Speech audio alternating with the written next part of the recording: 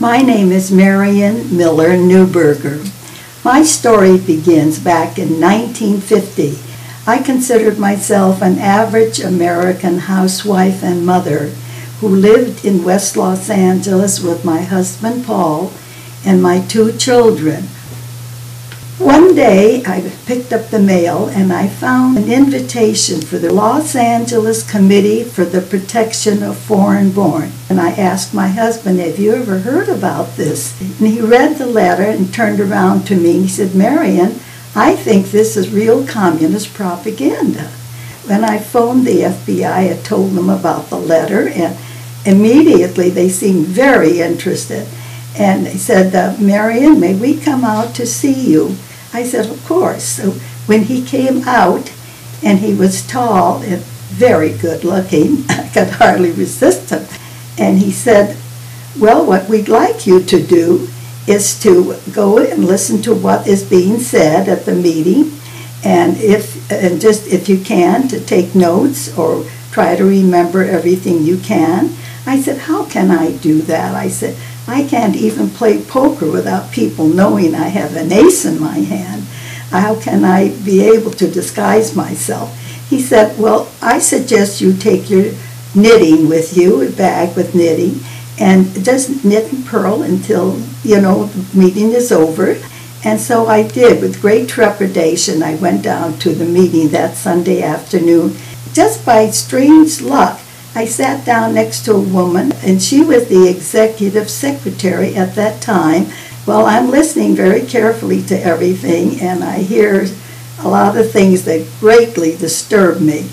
A man stood up and said, "My name is Frank Carlson, and I'm secretary of the Communist Party for the county of Los Angeles.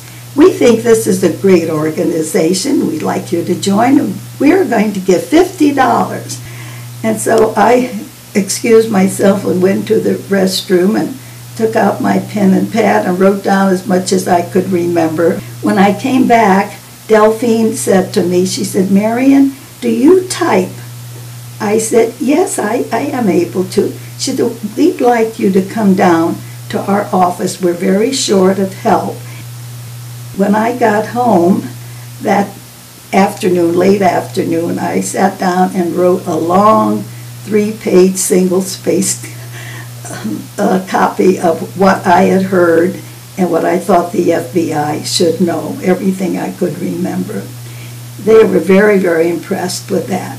And I said, "They've asked me to come down to do volunteer work in their office." Well, the FBI was just delighted. They said, "It would be of great service to us if you could do this." This was October of 1950. President Truman had just sent our troops overseas to protect South Korea. So I thought just because I was a woman, I had no right to refuse if I could do something to stop communism at home. I started going down regularly and working in the office, and I was able to get information for the FBI. After 2 years, one of the functionaries came over to our house, and he said, "We want you to join the Communist Party." Well, the communists thought that I was dedicated, and they liked what I was doing, and so everything went along fine. One day I get a call from Washington, and the man identified himself as an attorney from the Department of Justice, specifically before the Subversive Activities Control Board. He said, "We are ready now to hear your testimony." So I did go to Washington. Then I wrote a book, and the book called "I Was a Spy" in 1961. Shortly after writing this book, Ronald Reagan called my husband and invited us to come to his home and to have dinner with him and his wife Nancy.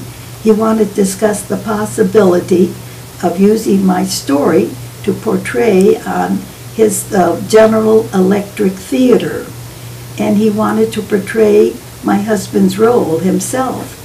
And it was very, very exciting and thrilling because Ronald Reagan was always one of my favorite movie stars.